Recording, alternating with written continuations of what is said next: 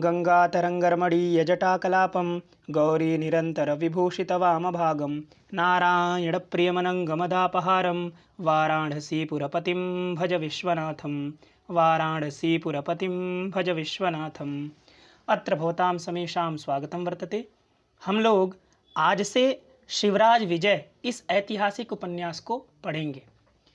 यह उपन्यास पंडित अंबिका दत्त व्यास द्वारा रचित है, यह आप सब जानते हैं। इस उपन्यास में जो शिवाजी हैं, जिनको इसमें शिववीर कहा गया है, अर्थात जो वीर शिवाजी हैं, उनकी इसमें गाथाएं वर्णित है। उनका जो पराक्रम है, वो जिस तरह से यवनों पर अपना आधिपत्य जमाए और उनका जिस तरह का साम्राज्य फैला था, उनकी प्रशंसा, उनकी गाथाएं, उनकी वीर गाथाएं, उन सभी गाथाओं का वर्णन इसमें पंडित अंबिका दत्त व्यास कहते हैं। इसकी क्यों ज़रूरत पड़ी? शिवराज विजय इस उपन्यास की क्यों ज़रूरत पड़ी? और यह उपन्यास पंडित अंबिका दत्त व्यास जी ने लिखा है। पंडित अंबिका दत्त व्यास का जन्म 1858 में हुआ था और उनका देहांत जो काशी में ही हो गया था 1900 ईस्वी में।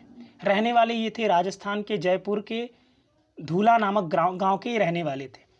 तो 1857 की जो क्रांति है, जिसको प्रथम स्वाधीनता संग्राम की वो क्रांति थी, अर्थात हम स्वाधीन भी हो सकते हैं, इसकी जो प्रथम हम लोगों को हमारे अंदर जो जिज्ञासा हुई कि हम लोग स्वतंत्र भी हो सकते हैं, हम लोग स्वाधीन भी हो सकते हैं, ये प्रथम जिसके अंदर प्रवृत्ति उठी थी, ऐसे जो मंगल पांडे थे जिन्होंने प्रथम क्रांति की थी 1857 में, स्वाधीनता की क्रांति, कि हम स्वाधीन भी हो सकते, क्योंकि हम उस समय पराधीन थे, हम दूसरों के अधीन थे, हम अंग्रेजों के अधीन थे। कोई नहीं सोच पाता था कि हम लोग स्वाधीन भी हो सकते, लेकिन हमने पहली बार सोचा 1857 में कि हम स्वाधीन भी हो सकते हैं।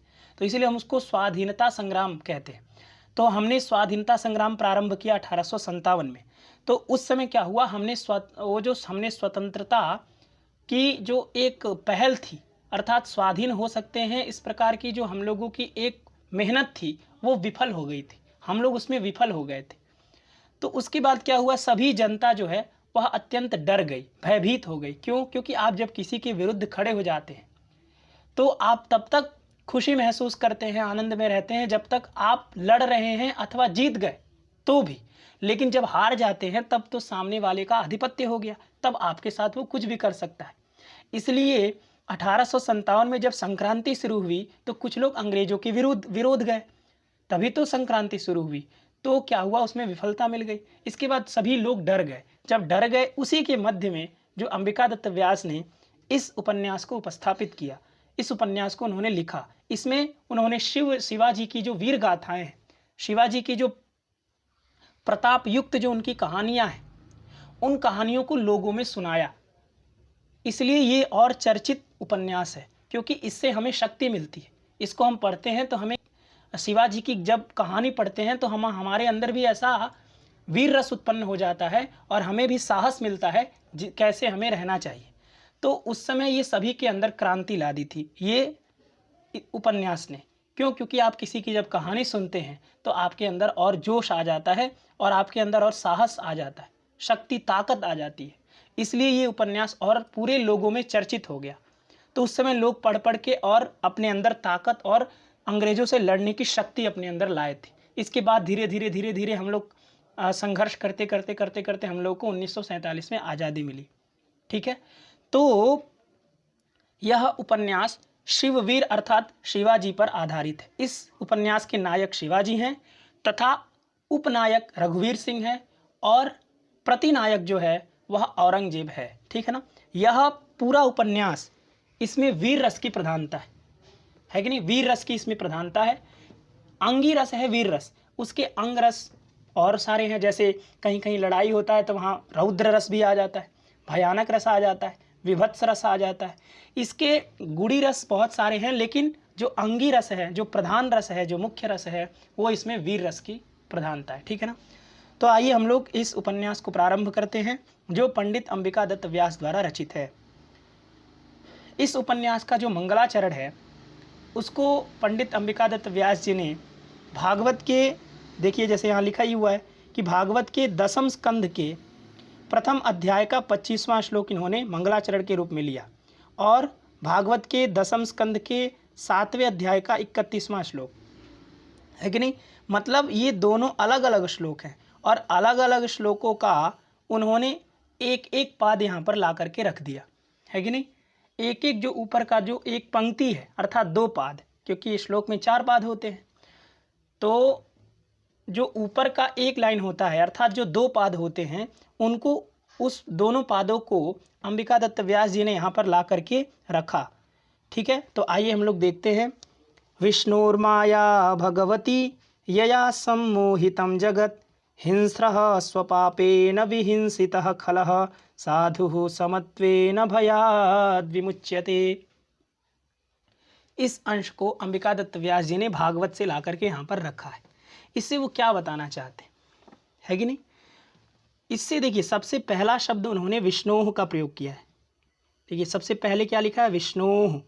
विष्णोह मतलब विष्णु भगवान, है कि नहीं। इससे यह सिद्ध हो जाता है कि जो अंबिका दत्त व्यास जी थे वो वैष्णव परंपरा के थे, है कि नहीं, अर्थात वैष्णव थे। ठीक है, तो उन्होंने कहा कि विष्णु माया, विष्णु माने जिसने जगत को व्याप्त किया है, अर्थात जो जगत में व्यापक रूप से स्थित है। इसका मतलब जगत का ऐसा कोई जगह नहीं है जहाँ वह व्यक्ति स्थित नहीं है, उसी को हम व्यापक कहते हैं। व्यापक का मतलब होता है जो हर जगह रहे, उसको हम व्यापक कहते हैं। इसलिए हम परमात्मा को व्यापक कहते हैं, हम ईश्वर को व्यापक कहते हैं, हम शिव को व्यापक कहते हैं, हम इन सभी को क्या कहते हैं, व्यापक। क्योंकि सर्वम खलविदम ब्रह्म, ये सभी ब्रह्म है, हर एक चीज़ ब्रह्म है। तो विष्णु है, इसका मतलब ये भी एक ब्रह्म है। तो विष्णु हर जगह है। तो जो विष्णु की जो माया है कि नहीं, विष्णोह माया, विष्णु में षष्ठी है और माया ये प्रथमांत है। तो विष्णोह माया, जो विष्णु की माया है, और वो माया कैसी है, तो भगवती, जो भगवती माया है कि नहीं। भगवती माने जिसके अंदर बहुत तेज है, जिनके अंदर बहुत शक्ति है। तो विष्णु की जो माया है अर्थात जो माया, माया का मतलब होता है कि जो आपको मोहित करती है उसको माया कहते हैं। तो माया एक शक्ति है, जिस शक्ति में आप फंस जाते हैं। तो विष्णु की जो माया है, जो भगवती है, और यया जिसके द्वारा जगत, संपूर्ण जगत को सम्मोहितम, सम्मोहित कर लिया गया है कि नहीं। तो विष्णु की माया जो भगवती है, और यया, यया माने माया, है कि नहीं, यया का अन्वय माया के साथ। तो यया माने माया, जिस विष्णु की माया के द्वारा संपूर्ण जगत को सम्मोहितम, सम्मोहित कर लिया है, अर्थात संपूर्ण जगत को माया घेर रखी है। और इस माया से यदि आपको निकलना है तो इस संसार से ऊपर उठना पड़ेगा, तभी आप माया को पार कर सकते हैं, अन्यथा माया में गिरे रह जाएंगे। और वो माया किसकी है, विष्णु भगवान की है। तो बात समझ में आ गई कि विष्णु माया भगवती यया सम्मोहितम जगत, विष्णु की माया जो भगवती हैं, जिन्होंने संपूर्ण जगत को सम्मोहितम, सम्मोहित कर लिया है। बात समझ में आ गई। और नीचे देखिए, और सम्मोहन, सम्मोहन करके, सम्मोहन उन्होंने कर लिया है, अर्थात संपूर्ण जगत को उन्होंने क्या कर लिया, मोहित कर लिया है। और हिंस्रः स्वपापेन विहिंसितः खलः और साधु समत्वेन भयाद् विमुच्यते, अर्थात खलः, खलः माने होता है दुष्ट, जो दुष्ट लोग हैं, है कि नहीं, जो खल हैं, जो दुष्ट हैं, वह लोग स्वपापेन विहिंसितः, स्वपापेन, स्वपापेन माने निज पापेन, निज दुष्कर्मणा, अपने दुष्कर्म से, अपने पाप से, है कि नहीं, क्या होते हैं, विहिंसितः, मारे जाते हैं। जो दुष्ट लोग हैं वह अपने पाप से मारे जाते हैं। विहिंसितः में अक्ता प्रत्यय है, वि उपसर्ग है, हिस हिंसायाम धातु से अक्ता है। तो विहिंसितः कौन, तो खलः, जो दुष्ट हैं वो विहिंसितः माने विघातितः, विघातितः माने मारे जाते। किससे, तो स्वपापेन, वो अपने पाप से मर जाते, है कि नहीं। और कैसे, खला, खला का एक विशेषण है कि हिंस्रः, हिंस्रः, हिंस्रः में हिस हिंसायाम धातु से र प्रत्यय हुआ है, हिस र मिला दीजिए, हिस्र, अब उसका रूप चलाइए, हिस्रह हिस्रौ हिस्राह। हिंस है, चूंकि हिसी है तो इदित धातु है, इदित नुम धातु से नुम हो जाता है, तो हिस को हिंस हो जाता है। और र प्रत्यय है तो हिंस र मिला दीजिए, हिंस्र। अब उसका रूप चलाइए, हिंस्रह हिंस्रौ हिंस्राह। तो हिंस्रह विशेषण है किसका? खलह का, है कि नहीं? तो हिंस्रह खलह, जो हिंसा करने वाले हैं, जो हिंसनशील हैं, जो मारने काटने ये सब में जिनका प्रवृत्ति है, ऐसे जो खलह, ऐसे जो दुष्ट लोग हैं, ऐसे दुष्ट लोग अपने पाप से ही मर जाते हैं, अपने ही पाप से मारे जाते हैं। तो स्वपाप ये क्या है? ये साधन है, साधन है कि नहीं है? इसलिए तो साधकतमम करणम से कर्ण संज्ञा है, और इसीलिए तो तृतीया है, क्योंकि जो साधन होता है कि नहीं? साधकतमम अर्थात किसी भी क्रिया को करने में जो अत्यंत सहायक होता है, सहायक ही नहीं, तम प्रत्यय भी लगा है, तो अत्यंत जो सहायक होता है उसी की कर्ण संज्ञा होती है कि नहीं? तो ये खल जो है, खल दुष्ट, तो उसके मरने में अत्यंत सहायक क्या है? स्वपाप है, हेतु है, ये कारण है, इसलिए इसमें तृतीया है। तो ये बात समझ में आ गई आपको कि खलह जो हिंस्रः, जो हिंसनशीलः, जो खलह वह स्वपापेन अपने पापों से विहिंसितः मारा जाता है। और जो साधु लोग हैं, जो सज्जन लोग हैं, साधु माने सज्जन, जो सज्जन लोग हैं वह क्या होते हैं भाई? उनका क्या होता है? तो भयात, भय से विमुच्यते, विमुक्त हो जाते, छूट जाते। साधु लोग भय से छूट जाते हैं, क्यों? उसका क्या कारण है? तो समत्वेन, जो समत्व रखते हैं सब में, अर्थात जो समता का भाव रखते हैं, सबको समान रूप से देखते हैं, किसी में ऊंच नीच की कल्पना नहीं करते, जो सबको समान एक नज़र से देखते हैं, है कि नहीं? उसको हम उस कारण से साधु वो क्यों है? उसके साधु बनने में हेतु है क्या? समत्व। वो सबको समता से देखेगा। जो साधु पुरुष होगा, जो महात्मा होगा, जो सज्जन होंगे, वो सभी को समता से देखेंगे। इसलिए जो साधु होंगे वह भय से मुक्त हो जाएंगे, क्यों? समत्वेन, समता के कारण वो सबको एक समान देखेंगे, किसी से ऊंच नीच के भेद नहीं रखेंगे, इसलिए वह भय से मुक्त रहेंगे, उनको किसी का भय नहीं रहेगा। क्यों? क्योंकि वो सबको समान देखते हैं। आप जब सबको समान देखते हैं, किसी को ज़्यादा बड़ा नहीं समझते, किसी को ज़्यादा नीच नहीं समझते, सबको एक मान करके चलते हैं, तो आपको वैसे भी भय नहीं रहता है कि नहीं? इसीलिए यहाँ पर अंबिकादत्त व्यास जी, जो कि भागवत से लिया गया श्लोक है, उसमें कहते हैं क्या कि खलह, खलह माने दुष्टः, हिंस्रः जो दुष्टः, जो हिंसनशीलः खलः वह स्वपापेन विहिंसितः, वह अपने पाप से ही मारा जाता है, मारा गया, है कि नहीं? मारा गया, स्वपापेन विहिंसितः माने मारा गया, ऐसा करिए, क्योंकि विहिंसितः में क प्रत्यय भूतकाल अर्थ में, तो मारा जाता है ऐसा अर्थ नहीं करना है, मारा गया, क्योंकि इसमें निश्चित किया गया है कि जो दुष्ट है वह अपने पाप से ही मारा गया, और जो साधु लोग हैं वह समत्वेन, अपनी समता के कारण, भयात माने भय से, विमुचित माने मुक्त हो जाते हैं, है कि नहीं? अब इसका इससे क्या लेना देना है? इस मंगलाचरण का भी तात्पर्य है कि नहीं? क्योंकि ये मंगलाचरण यहाँ पर इसलिए किया गया है क्योंकि जब आप ये पूरा उपन्यास पढ़ेंगे, जब ये आप उपन्यास पूरा पढ़ेंगे तो उसमें आप देखेंगे कि जो यवन आकर के आक्रमण करते हैं, तो वो यवन क्या है? हिंस्रः है और खलह है कि नहीं? यवन जो थे वो हिंस्र थे, हिंसनशील थे, मारने के लिए आए थे, और खलह दुष्ट थे, इसलिए वह अपने पाप के कारण मारे गए। और जो साधु थे, कौन साधु थे? जो कौन? गौरवटु, श्यामवटु, ये लोग थे, ब्रह्मचारी गुरु ये लोग थे, शिववीर ये थे, ये लोग क्या थे? साधु लोग थे। क्यों थे? क्योंकि ये समत्व भाव रखते थे, ये सबको समभाव से देखते थे, किसी में ऊंच नीच की कल्पना नहीं करते थे, तो इसलिए ये क्या हुए? भय से मुक्त हो गए। भय किसका था? वो यवन का भय था, जो आकर के बार बार आक्रमण कर रहा था, तो उसके भय से क्या हो गए? ये लोग मुक्त हो गए। इसमें क्या कारण था? समत्व, क्योंकि ये सबको एक समान देखते थे, इस कारण ये साधु थे। तो साधु लोग भय से मुक्त होते हैं अपनी समता के कारण, और जो दुष्ट लोग हैं, जो हिंस्रः खलः, जो हिंसनशील दुष्ट लोग हैं, वह स्वपापेन अपने पापों से विहिंसिता मारे गए। इसलिए हमें क्या करना चाहिए? हमें हमेशा साधु रहना चाहिए, हमें सब में समता का भाव रखना चाहिए। ऐसा रहेगा तो आपको कभी भी भय नहीं होगा, आप हमेशा भय से मुक्त रहेंगे। तो ये आप मंगलाचरण समझ गए। ये मंगलाचरण किस प्रकार का है? तो देखिए, इसमें नमः शब्द का उच्चारण नहीं है, इसका मतलब ये नमस्कारात्मक नहीं है कि नहीं? विष्णु शब्द का चूंकि यहाँ पर उच्चारण है कि नहीं? विष्णु माया भगवती यया सम्मोहितम जगत, है कि नहीं? इस तरह से इन्होंने निर्देश किया है कि विष्णु की जो माया है वह संपूर्ण जगत को सम्मोहित की हुई है कि नहीं? अर्थात विष्णु की माया ही ये चारों तरफ व्याप्त है, जिसमें हम लोग मोहित होकर के अपना कार्य करते हैं, है कि नहीं? सुबह उठते, संध्या वंदन करते हैं, पढ़ने जाते हैं, फिर आते हैं, फिर अपना कार्य करते हैं। ये सब क्या है? ये एक सिस्टमैटिक तरीके से बनाए हैं भगवान विष्णु ने, इसी को माया कहते हैं।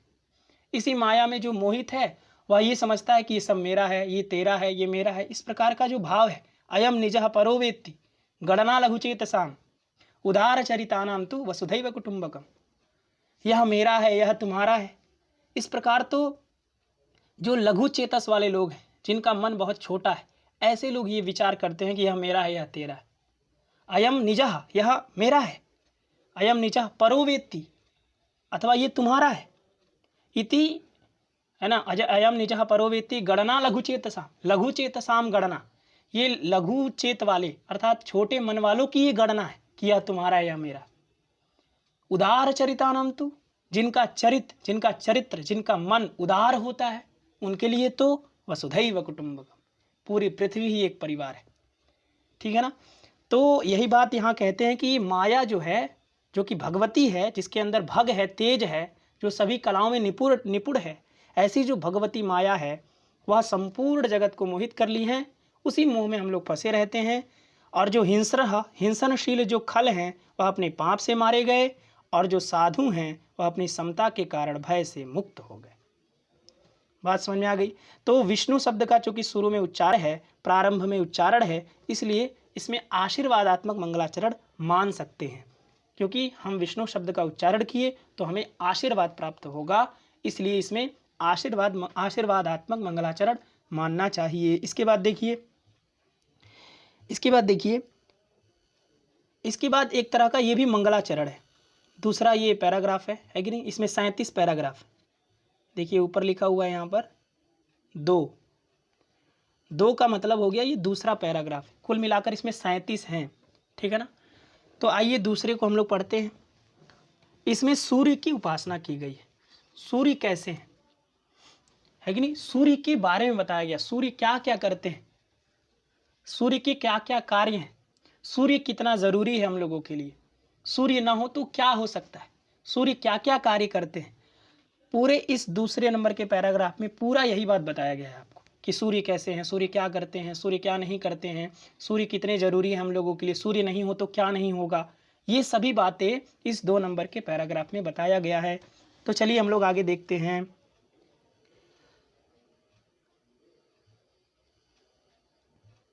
ये देखिए, पहले सबसे नीचे देखिए, नीचे लिखा है, देखिए, निज पर्ण कुटीरात निश्चक्राम कश्चित गुरुसेवन पटु विप्रवटु। कश्चित का मतलब होता है कोई, मेघदूत में आप पहले ही पढ़ते हैं, कश्चित कांता विरह गुरुड़ा स्वाधिकारात प्रमत्तः, तो वहाँ भी कश्चित का मतलब कोई, तो यहाँ भी कश्चित का मतलब कोई जिसका नाम अभी नहीं पता है। तो ऐसा कोई गुरु सेवन पटु, गुरु सेवने पटु, गुरु से की सेवा करने में जो पटु है, जो दक्ष है, अर्थात गुरु सेवा जो जानता है, ऐसा कोई विप्रवटु, विप्र माने ब्राह्मण और वटु माने शिष्य, छोटा लड़का। तो विप्रवटु माने ब्राह्मण वटुक, है कि नहीं? विप्रवटु माने ब्राह्मण वटुक, जो कि गुरु सेवन पटु, जो गुरु सेवा में दक्ष है, ऐसा विप्रवटु कश्चित कोई निश्चक्राम निकला। कहाँ से? तो निज पर्ण कुटीरात, निज माने अपने, पर्ण कुटीर, पर्ण माने होता है पत्ता, और कुटीर माने होता है ह्रस्वा कुटी इति कुटीर। कुटी माने भी कुटिया होता है और कुटीर माने भी कुटिया होता है, लेकिन कुटी का मतलब जो बड़ा कुटी होता है उसको हम कुटी कहते हैं। और कुटीर का मतलब होता है ह्रस्वा कुटी, जो बहुत छोटी होती है कि नहीं। इसमें र प्रत्यय होता है। कुटी शमी सुंडाभ्यो रह सूत्र से कुटी समी और सुंड शब्द से र प्रत्यय होता है। तो कुटी से करेंगे तो कुटीरा, समी से करेंगे समीरह, सुंड से करेंगे सुंडारह, ऐसे सुंडरह, इस तरह करके बनेगा उसका। तो कुटीरह बना। कुटीरह का अर्थ होता है ह्रस्वा कुटी, जो बहुत छोटी कुटिया होती है उसको हम कहते हैं कुटीरह। तो अब भाई चूंकि वो लोग कहाँ रहते हैं, वन में रहते हैं, तो वन में कोई बड़ी कुटीर थोड़ी बनेगी, छोटा ही होगा। इसलिए निज पर्ण कुटीरात, निज माने अपने, पर्ण माने पत्ते से बना हुआ जो कुटीर है कि नहीं। पर्णेन निर्मितम कुटीरम, और तस्मात माने पर्ण से बने हुए जो कुटीर, उस कुटीर से पंचमी है, क्योंकि उस कुटीर से वह विप्रवटु क्या हो रहा है, अलग हो रहा है कि नहीं। अब आप घर से निकलते हैं तो आपका घर से और आपका अलगाव होता है कि नहीं, आप घर से अलग होते हैं, इसलिए घर में हमेशा पंचमी होगी। गृहात चलती, गृह से चलता है कि नहीं। जैसे अश्वात पतति, अश्व से गिरता है, इस तरह प्रयोग होता ही है। ग्रामात आयाति, गांव से आता है, तो गांव से उसका अलगाव हो रहा है, इसलिए जो अलगाव होता है कि नहीं, जिससे अलग होते हैं व्यक्ति, उसमें क्या होती है, पंचमी होती है। तो यहाँ पर चूंकि विप्रवटु जो है वह अलग हो रहा है, किससे, तो अपने कुटीर से अलग हो रहा है, इसलिए इसमें पंचमी लगी है। तो निज पर्ण कुटीरात, अपने पर्ण कुटीर से, अपने पर्ण कुटीर से, पर्ण से बना हुआ जो कुटीर, उससे विप्रवटु अर्थात जो ब्राह्मण वटु है वह क्या हुआ, निश्चक्राम, निकला। कश्चित जो कोई है जिसका नाम अभी नहीं पता है, तो कश्चित विप्रवटु, ये विशेषण है, कश्चित विशेषण है किसका, विप्रवटु का। और गुरु सेवन पटु, ये भी विशेषण है किसका, विप्रवटु का। तो गुरु सेवने पटु जो विप्रवटु, और कश्चित विप्रवटु, निज पर्ण कुटीरात निश्चक्राम। निश्चक्राम ये लिट लकार का प्रयोग है, निर उपसर्ग है, क्रमुपाद विक्षेपे धातु है। निकला तो निकलेगा तो अपने पैरों से ही तो निकलेगा, और पैरों से कब निकलेगा, जब वो अपने पैरों को विक्षेप करेगा, पाद में जब विक्षेप करेगा। विक्षेप का मतलब होता है चलना, मतलब पैर को आगे करना, उसको हम विक्षेप कहते हैं। तो इसलिए तो क्रमु धातु किस अर्थ में, तो पाद विक्षेप, पाद विक्षेपा माने पादेन गमनम, पाद से चलना। तो निश्चक्राम माने निकला, ठीक है ना। यहाँ तक तो ये बात आपको समझ में आ गई। तो अब नीचे इसलिए हम आपको बताए क्योंकि ये जो विप्रवटु है, यह जो विप्रवटु है वह ये सब देख रहा है, सूर्य को देखा। पहले कहाँ से देखा, तो अपने पर्ण कुटीर से निकला, और निकला तो उसने देखा, निकला नहीं अभी निकलने वाला है, उसके पहले उसने देखा। क्या क्या देखा, तो वही इसमें वर्णन है, देखिए। अरुण एषः प्रकाशः पूर्वस्याम भगवतो मरीचिमालिनः, है कि नहीं। अरुण एषः प्रकाशः, एषः प्रकाशः, यह प्रकाश, एषः प्रकाशः, एषः माने पूर्व दृश्यमाना, सामने जो दिख रहा है, यह जो प्रकाश, अरुणः जो अरुण है, जो लाल है, जो रोहित है कि नहीं। तो अरुणः जो प्रकाश, जो लाल लाल प्रकाश है, जो कि एषा जो सामने दिख रहा है, वह किसका है भाई, तो भगवतः मरीचिमालिनः, जो कि कहाँ है, तो पूर्वस्याम, है कि नहीं। अर्थात पूर्वस्याम, पूर्व दिशा में, भगवतः मरीचिमालिनः, मरीचिमालिनः का अर्थ होता है सूर्यस्य, सूर्य का, है कि नहीं। कैसे जान गए मरीचिमाली माने सूर्य होता है भाई, तो देखिए मरीचि माने होता है किरण, और माला, यहाँ माला शब्द है, तो माला का मतलब होता है माला, आप जानते हैं माला मतलब जो गले में पहनाया जाता है उसको माला कहते हैं। तो मरीचि का माला है जिसके पास, किरण का माला है जिसके पास, तो मरीचि माने हो गया किरण, है कि नहीं, और माला माने हो गया माला। तो मरीचि का माला है जिसमें, जिसके पास, तो किरणों की माला किसके पास हो सकती है भाई, जिसके पास किरणों की माला हो, वो चाहे तो जहां भी किरण पहना दे, है कि नहीं। तो कौन होगा, सूर्य ही होगा, सूर्य के पास ही किरणों की माला होगी, किरण होंगे, सारे किरण सूर्य के पास ही रहते हैं, चंद्रमा के पास किरण नहीं होते, चंद्रमा को तो सूर्य ही अपना किरण देता है। तो किरणों की माला किसके पास है, सूर्य के पास। तो मरीचिमाली कौन हुआ, सूर्य, है कि नहीं।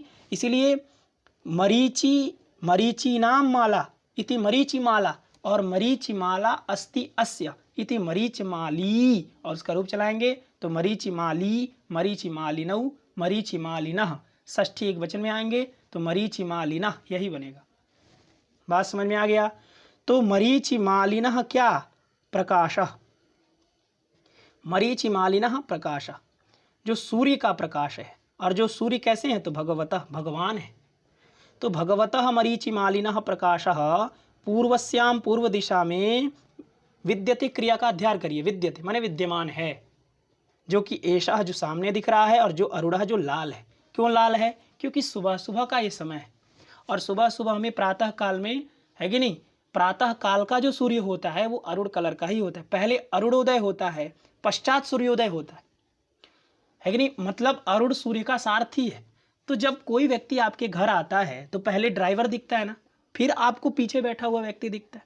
उसी तरह अरुण सूर्य का सारथी है। तो जब सूर्य को लेकर के अरुण आएगा तो आगे बैठा जो अरुण है वो पहले दिखता है, इसलिए हम उसको अरुणोदय कहते हैं। अर्थात अरुण आ गए, अरुण का उदय हो गया, और धीरे धीरे जब पास और आते हैं तब सूर्य भगवान दिखते हैं, तब वो सूर्योदय होता है। इसलिए अरुणोदय पहले होता है, सूर्योदय बाद में होता है।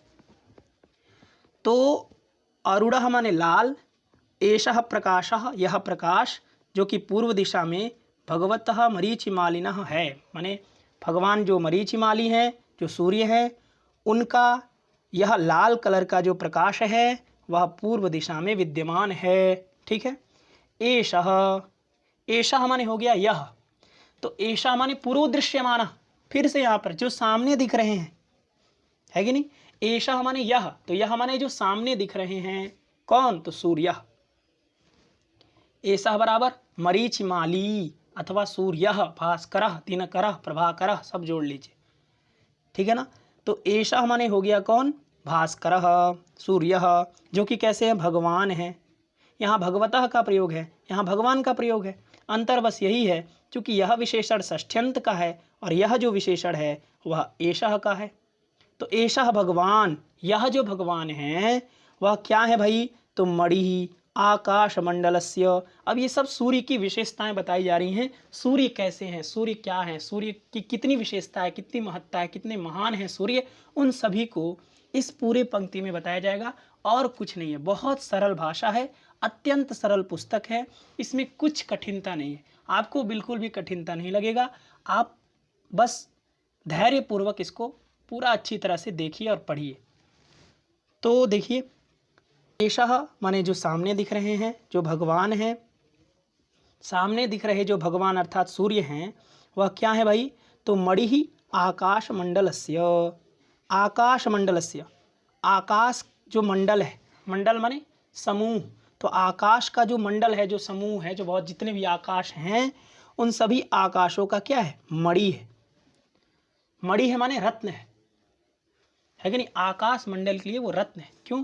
क्योंकि आकाश पूरा जो मंडल है, आकाश का जो पूरा व्यास है, जितना में आकाश फैला हुआ है, उन सभी आकाश मंडल का यह मणि है, माने रत्न है। यदि सूर्य न रहे तो आकाश मंडल ऐसा लगेगा जैसे रत्न विहीन है। जैसे आप किसी व्यक्ति में रत्न पहना दीजिए तो अत्यंत सुशोभित लगने लगता है कि नहीं।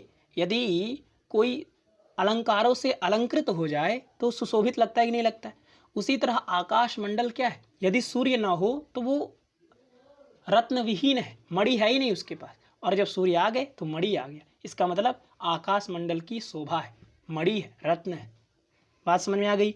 तो मणि ही आकाश मंडलस्य, उसके बाद चक्रवर्ती खेचर चक्रस्य। तो मणि ही कौन? सूर्य। मणि ही कौन? सूर्य। कहाँ के? तो आकाश मंडलस्य, आकाश मंडलस्य मणि। उसी तरह खेचर चक्रस्य चक्रवर्ती, खेचर चक्रस्य चक्रवर्ती। खेचर का मतलब क्या होता है? खे चरंती इति खेचराः और तेषां चक्रः इति खेचर चक्र, तस्य खेचर चक्रस्य। अर्थात खेचर का मतलब होता है तारा, नक्षत्र जिसको कहते हैं, क्योंकि तारों को ही नक्षत्र कहते हैं भाई ज्योतिष में। तो खेचर माने हो गया तारा, नक्षत्र, और उनका चक्र, चक्र माने समूह, है कि नहीं। तो खेचर जो चक्र है, खेचर का जो समूह है, अर्थात ताराओं का जो समूह है, उन तारा समूह का चक्रवर्ती यह सम्राट है। चक्रवर्ती माने क्या? चक्रवर्ती सम्राट। तो यह चक्रवर्ती है माने श्रेष्ठ है, अग्रगण्य है, सम्राट है। कहाँ का? तो खेचर चक्रस्य। बात समझ में आ गई? तो खेचर, जैसे मान लीजिए तारा है बहुत सारा आकाश में, अब तारे छोटे छोटे छोटे छोटे होते हैं, अनंत ताराएं हैं, है कि नहीं? अनंत तारा है। तो अनंत ताराएं होती हैं, लेकिन ज्योतिष में 27 अथवा 28 अभिजीत को लेकर के 28 नक्षत्र ही माना जाता है। क्यों? क्योंकि उसमें मुख्य मुख्य ताराओं को लिया जाता है, सभी ताराओं को नहीं लिया जाता। तारा तो अनंत होते हैं। तो अनंत जब तारा है तो उसके बीच में एक सूर्य है। तो सूर्य इतना बड़ा, जिसमें 109 पृथ्वी समा सकती है, इतना बड़ा है सूर्य, और तारे छोटे छोटे छोटे छोटे।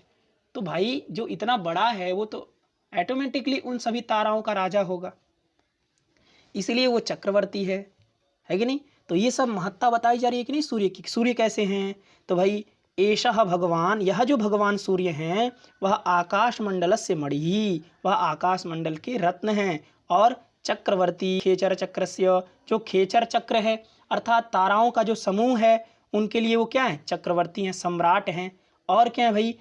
कुंडलम आखंडल दिशः, आखंडल दिशः कुंडलम, कुंडलम में महलंत है, और आखंडल दिशः, तो आखंडल दिशः माने आखंडलस्य दिक् इति आखंडल दिक् तस्य आखंडल दिशः।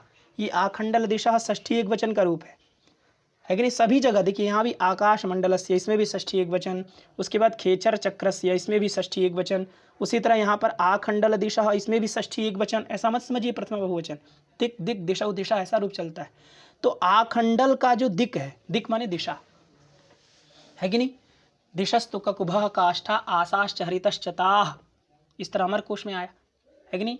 दिशः ककुभः, ये सब किसका नाम है? दिशा का नाम। दिशस्तु ककुभः काष्ठाः आसाश्च हरितश्चताः, इस तरह करके अमर कोश में आया। तो और आखंडल के लिए भी अमर कोश में आया है, आखंडलः सहस्राक्षो ऋभुक्षास्तस्य तु प्रिया पुलोमजा शचीन्द्राणी नगरी त्वमरावती। अर्थात आखंडल माने किसको कहते हैं? सहस्राक्ष को कहते हैं। सहस्राक्ष किसका नाम है भाई? तो इंद्र का नाम है कि नहीं? इंद्र का नाम क्या है? आखंडल है, सहस्राक्ष है। और ऋभुक्षास्तस्य तु प्रिया, उनकी प्रिया, प्रिया माने पत्नी, तो उनकी पत्नी के नाम भी 3 हैं।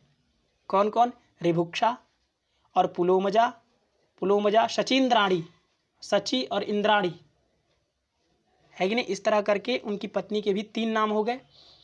और नगरी त्वमरावती, और उनकी नगरी का नाम अमरावती है कि नहीं?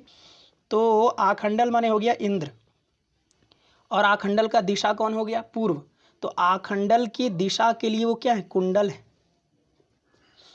आखंडल का दिशा कौन है? पूर्व दिशा। कैसे जान गए भाई आखंडल का दिशा पूर्व दिशा है, इंद्र की दिशा पूर्व दिशा है? तो अमर कोश में ही जाइए। अमर कोश अत्यंत महत्वपूर्ण कोश है। अमर कोश जो लिखा गया है ना, अमर सिंह जिसको लिखे हैं, वह अमर कोश संपूर्ण ग्रंथों में वो प्रामाणिक के तौर पर लिया जाता है, उसमें प्रामाणिकता है। हमारे व्याकरण में भी लघु शब्देन्दु शेखर, प्रौढ़ मनोरमा, नागेश भट्ट, कैयट इत्यादि, भट्टोजी दीक्षित, ये लोग जब लिखते हैं काव्य, ये लोग जब ग्रंथ लिखते हैं, प्रौढ़ मनोरमा लिखे, है कि नहीं, अथवा लघु शब्देन्दु शेखर, ये सब जब किताब लिखते हैं तो उसमें इनका उदाहरण दिया जाता है। आप कारक पढ़ते हैं, कारक में जब आया कि तट शब्द कौन सा लिंगक है, तो उसमें भी हम कहते हैं तटम त्रिषु, तट त्रिलिंगक है। कैसे जाने? तो अमर कोश में लिखा है तटम त्रिषु। इसलिए उसी में लिखा है क्या? इंद्रो वहनि पितृपतिर नैऋतो वरुणो मरुत् कुबेर ईशः पतयः पूर्वादीनाम दिशाम क्रमात्।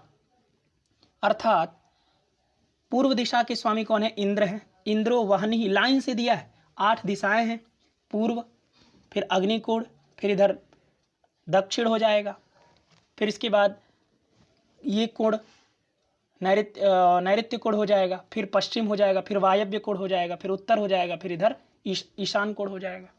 तो ये हो गए आपकी 8 दिशाएं, और 8 दिशाओं के स्वामी लाइन से उनमें उसमें गिना दिया गया। इंद्रो वहनि पितृपतिर नैऋतो वरुणो मरुत् कुबेर ईशः पतयः पूर्वादीनाम दिशाम क्रमात्। पूर्वादि जो दिशाएं हैं उनका क्रम से ये स्वामी होते हैं। उसमें सबसे पहला इंद्र का नाम है। पहली दिशा पूर्व दिशा होती है, इसलिए पूर्व दिशा के स्वामी इंद्र हैं, ठीक है ना।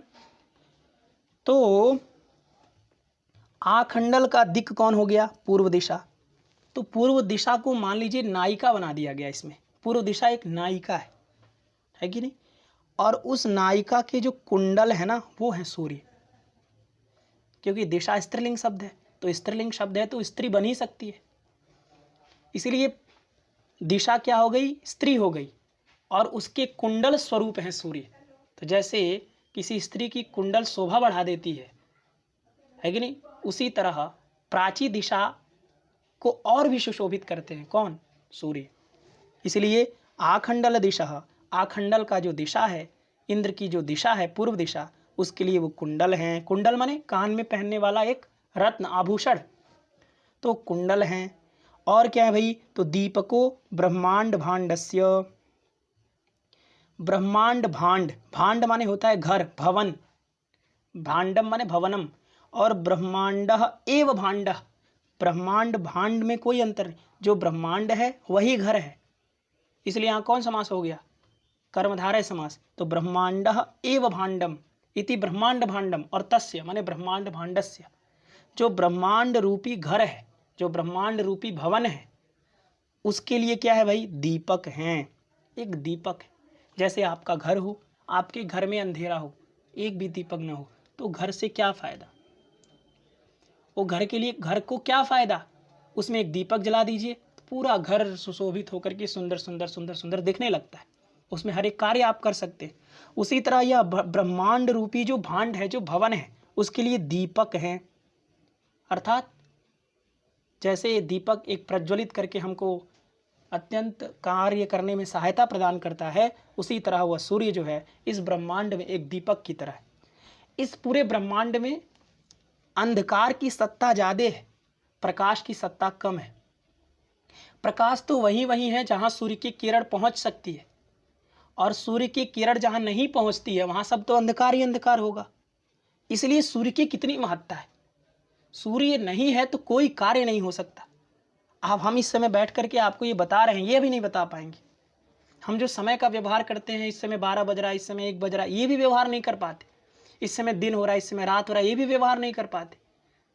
दिसंबर चल रहा है, जनवरी चल रहा है कि नहीं, नया वर्ष आ गया, ये सब कुछ हम व्यवहार नहीं कर पाते। सबका कारण सूर्य है, इसलिए सूर्य इसके पात्र भी है भाई। इतना जो कहा जा रहा है सूर्य के लिए कि ये यहाँ के ये हैं, ये तो इसके पात्र भी है, योग्य है। इसलिए ब्रह्मांड रूपी जो भवन है उसके लिए वो दीपक हैं। और क्या भाई? तो पुंडरीक पटलस्य, जो पुंडरीक पटल है, पुंडरीक माने होता है कमल, और कमल में भी श्वेत कमल को पुंडरीक कहते हैं, जो सफ़ेद कलर का कमल होता है।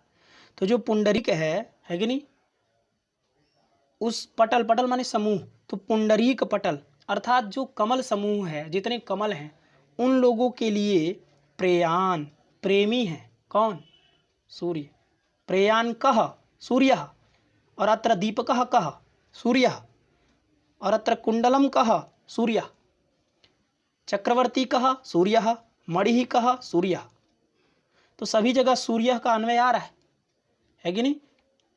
तो यहाँ भी कहा गया, देखिए प्रेयान, प्रेयान ये प्रथमा एक वचन का रूप है कि नहीं? प्रेयान माने प्रेमी, तो प्रेमी है अर्थात प्रीति देने वाला है, प्रेम करने वाला है, प्रेम देने वाला है, प्रसन्नता देने वाला है।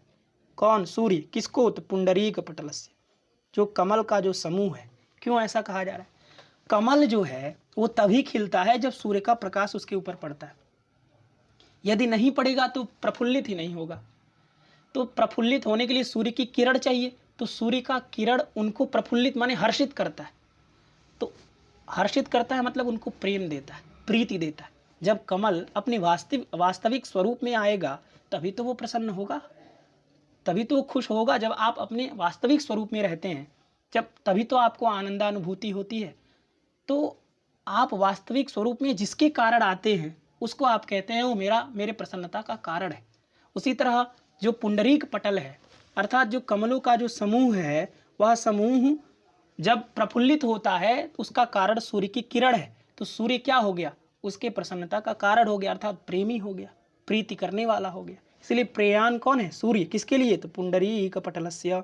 और क्या है भाई? तो शोक विमोकः कोकलोकस्य। शोक विमोकः कः? सूर्यः। इस सबसे सूर्य का बोध हो रहा है। शोक विमोकः सूर्यः, यहाँ पर प्रेयान कौन? तो सूर्यः। ठीक है, तो ये किसके लिए? शोक विमोकः।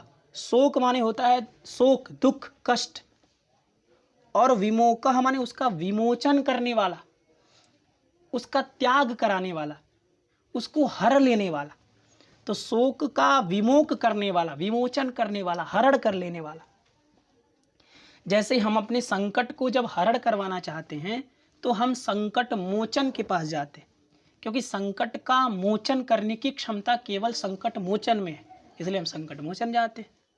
उसी तरह शोक का विमोक, विमोक माने विमोचनम, क्योंकि विपसर्ग पूर्वक मुचलरी मोक्षणे धातु है, मुचलरी मोक्षणे, और उससे घय प्रत्यय है, तो मोकह बनेगा। वही ल्यूट कर दे तो मोचन बन जाएगा। तो मोकह और मोचन इस दोनों में कोई अंतर नहीं। तो विमोकह का अर्थ हो गया जो मोक्ष कराता है। किससे? तो शोक से। तो शोकात विमोकः, जो शोक से विमुख करा दे, अर्थात हमको मोक्ष दिला दे शोक से, अर्थात शोक को नष्ट करने वाला। ठीक है ना? तो शोक विमोकः, शोक विमोक है, अर्थात शोक को नष्ट करने वाला है, शोक का हरण करने वाला है, शोक का मोचन करने वाला है। कौन? कौन है भाई? तो सूर्य है। शोक विमोकः कः? सूर्य। किसके शोक का मोक करने वाला? किसके शोक को, दुख को विमोचन करने वाला, नष्ट करने वाला, हरण कर लेने वाला? तो कोकलोकस्य, जो कोकलोक है उसके शोक का ये विमोक करता है, विमोचन करता है, दूर करता है, नष्ट करता है कि नहीं? कोक माने होता है, देखिए कोक माने होता है चकवा, जिसको हम चक्रवाक कहते हैं। चक्रवाक क्या होता है? तो एक वो जीव है जो कि किस पर रहता है? कमल जो होता है ना, कमल का पुष्प, उस पर वो रहते। चकवा और चकवी दो ये प्रेमी जोड़े हैं, चकवा चकवी, ये दोनों रहते हैं किस पर? कमल पर रहते हैं। ये छोटे छोटे भ्रमर टाइप के होते हैं, है कि नहीं? तो वो कहाँ रहते हैं? कमल पर रहते हैं। तो जो कोक लोक है, लोक माने लोग, तो कोक लोक माने कोकलोग, कोकलोग माने चक्रवाक का जो लोक है, जो समूह है, जितने चक्रवाक, एक चक्रवाक की बात नहीं हो रही, अर्थात जो कोक लोक है कि नहीं? जैसे हम क्या कहते हैं? यमलोक, विष्णुलोक, इंद्रलोक, तो इंद्र का लोक। उसी तरह जो कोक का लोक है, अर्थात कोक का जो पूरा साम्राज्य है, जो चक्रवा है, जो चकवी है, इन लोगों का जो पूरा साम्राज्य है, उन साम्राज्य के लिए, उन कोक के लोक के लिए, उन कोक लोगों के लिए, अर्थात चकवा चकवी के लिए वो क्या है? शोक का विमोचन करने वाला है। ऐसा क्यों कहा जा रहा है भाई? तो देखिए पहले समझिए, जो कोक होता है, जो चकवा चकवी होते हैं, वह रात्रि में एक दूसरे से बिछड़ जाते हैं। जब वो कमल के पुष्प पर दोनों रहते हैं तो एक दूसरे के साथ रहते हैं, एक दूसरे के साथ हमेशा समय बिताते हैं, एक दूसरे को देख पाते हैं। लेकिन जैसे ही रात्रि होती है, सूर्य का प्रकाश उनके पास नहीं आता है, वैसे एक दूसरे से बिछड़ जाते। वो रहते एक ही पत्ते के अंतराल में, बीच में एक पत्ता का व्यवधान आ गया कमल के पत्ते का, तो रहते तो एक ही पुष्प में है, कमल में ही रहते हैं, लेकिन एक दूसरे से मिल नहीं पाते। क्यों? क्योंकि सूर्य का प्रकाश नहीं रहता, सूर्य के प्रकाश के कारण ही वो मिल पाते, है कि नहीं? अथवा एक दूसरे को नहीं देख पाते क्योंकि प्रकाश ही नहीं है, इसलिए उन लोगों को पता भी नहीं चलता। तो वो लोग पूरे रात इंतजार करते हैं कि कब प्रकाश आएगा तो हम दोनों मिलेंगे। तो जब वो सब बिछड़ गए, कब बिछड़े? जब सूर्य अंधेरा में चला गया, अर्थात सूर्य का प्रकाश खत्म हो गया। तो सूर्य का प्रकाश खत्म हुआ तो उन चक्रवा और चकवी के लिए, जो कोक लोक है, चकवा चकवी, उन दोनों के लिए क्या हो गया? शोक उत्पन्न हो गया। और जब सूर्योदय हुआ अगले दिन, तो उनके शोक का विमोचन कर लिया। किसने? सूर्योदय ने कर लिया, सूर्य ने कर लिया। इसीलिए कोक लोक जो है, अर्थात चकवा और चकवी का जो समुदाय है, जो पूरा साम्राज्य है, जो लोग हैं, जो जन है, जो समुदाय है उन लोगों का, उन लोगों के लिए शोक का विमोचन करने वाला है कौन? सूर्य। बात समझ में आ गई? ये कितना अच्छा है कि जो सूर्य है वह क्या कर रहा है? जो कोक समुदाय है, जो चकवा और चकवी का समुदाय है, उसके लिए वो क्या है? शोक का विमोचन करने वाला है, शोक को नष्ट करने वाला है, शोक का हरण करने वाला है। और क्या है भाई? अवलंब रोलंब कदम्बस्य, ठीक है ना, इनके शोक का विमोचन करता है, हरण करता है। और जो रोलंब कदम्ब है, रोलंब माने होता है भ्रमर और कदम्ब माने समूह, अर्थात जो भ्रमर समुदाय है, जो भ्रमर हैं, भ्रमर और भ्रमरी, उन लोगों का यह सहारा है अवलंब। अर्थात जो रोलंब कदम्ब है, जो भ्रमर और भ्रमरी का जो समुदाय है, जो समूह है, उसके लिए ये अवलंब है। अवलंब माने आश्रय है, सहारा है। क्योंकि जो रोलंब हैं, जो भ्रमर हैं, वो क्या करते हैं, वो पुष्पों का रसपान करते हैं। तो पुष्पों का रसपान तब संभव है जब पुष्प हो। जब पुष्प हो तभी तो रसपान करेंगे। और पुष्प कब होगा, जब सूर्य की किरण उस पर पड़ेगी। बिना सूर्य के किरण के पुष्पोद्गमन हो ही नहीं सकता कदापि। तो डायरेक्टली तो रोलंब जो है, जो रोलंब हैं अर्थात जो भ्रमर हैं, उन लोगों के लिए डायरेक्टली तो सहारा नहीं है सूर्य, लेकिन इनडायरेक्टली तरीके से हैं। क्योंकि पहले भ्रमर को क्या चाहिए, रस चाहिए। वो रस किस में है, पुष्प में। वो पुष्प कब होगा, जब सूर्य का किरण पड़ेगा। सूर्य का किरण पुष्प पर पड़ेगा, पुष्प प्रफुल्लित होगा, उसमें रस होगा, भ्रमर जाकर के रसपान करेंगे और उनका जीवन चलेगा। इसलिए जो रोलंब कदम्ब हैं, रोलंब कदम्बस्य अर्थात भ्रमर समूहस्य, जो भ्रमर समूह है उसके लिए अवलंब आश्रय है, सहारा है। कौन, सूर्य। अवलंब कौन, सूर्य। ठीक है ना।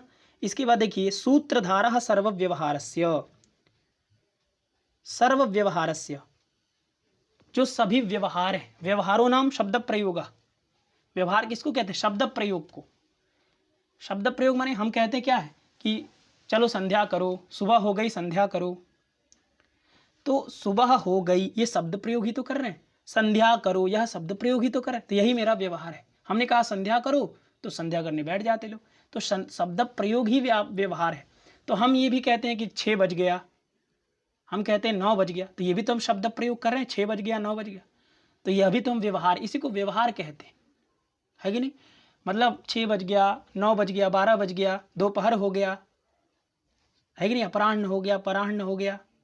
इस तरह का जो हम रात हो गया, दिन हो गया, 1 महीने बीत गए, 1 साल बीत गए, 1 वत्सर बीत गए, बसंत ऋतु चल रहा है, शिशिर ऋतु चल रहा है, वर्षा ऋतु चल रहा है। ये सभी जो व्यवहार है, ये जो सभी शब्द प्रयोग हम कर रहे हैं, इन शब्द प्रयोग का कारण सूर्य है।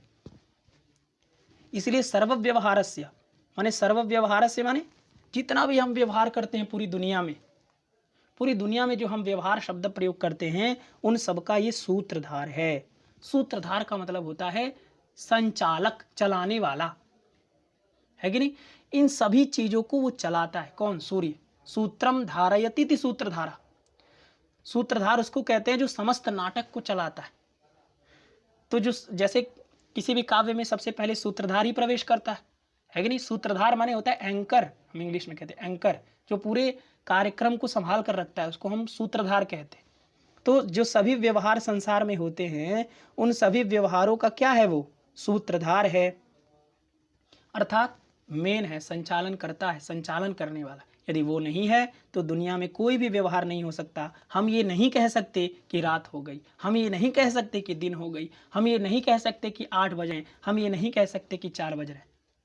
हम कहते हैं हमारे 5:30 बजे सूर्योदय हो जाता है, तो हम कहते हैं कि 5:30 बजे सूर्योदय होता है। वही अमेरिका में जाइए तो वहाँ सूर्य जिस गति से हमारे भारत की नक्शा में चलता है, उस गति से वहाँ नहीं चलता, इसलिए वहाँ पर समय बदल गया।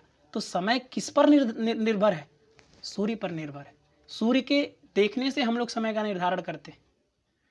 इसलिए ये जितना भी व्यवहार दुनिया में होता है, ये सभी व्यवहार का कारण सूर्य है।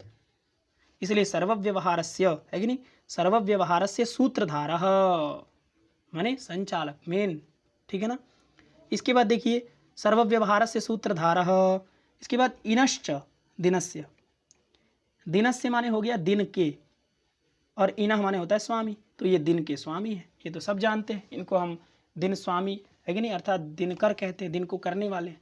क्यों, क्योंकि ये दिन के स्वामी क्यों है, क्योंकि दिन किसके कारण होता है, सूर्य के कारण। सूर्य न रहे तो रात ही रात पूरा रहेगा, है कि नहीं। सूर्य न रहे तो ऐसी बात नहीं है कि रात नहीं होगी, रात होगी। क्योंकि यदि मान लीजिए ब्रह्मांड में सूर्य नहीं है तो रात नहीं होगी।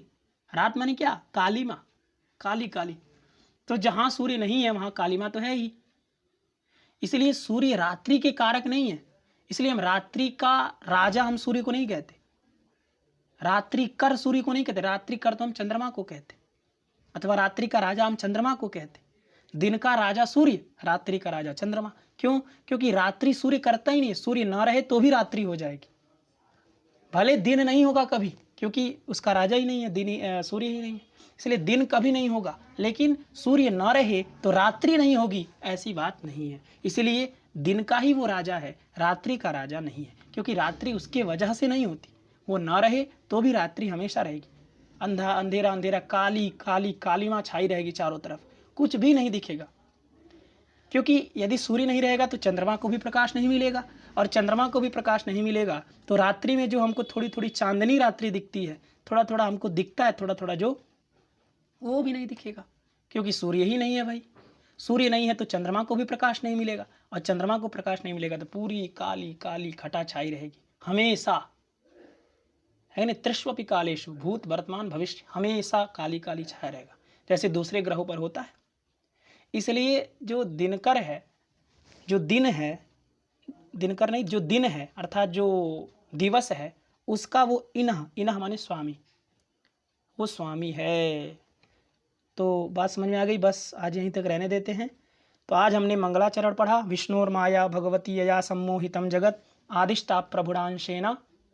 ये जो हम बोल रहे हैं आदिष्टा प्रभुडांशेना, ये उसके नीचे का पंक्ति है।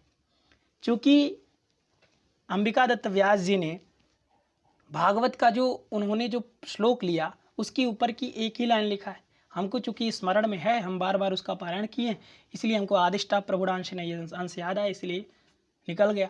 लेकिन यहाँ पर जो इन्होंने मंगलाचरण प्रयोग किया है, वह क्या किया है, तो विष्णोर माया भगवती यया सम्मोहितम जगत और हिंस्रः स्वपापेन विहिंसितः कलह साधु समतेन भयात् विमुच्यते, इस प्रकार का इन्होंने मंगलाचरण प्रयोग किया है।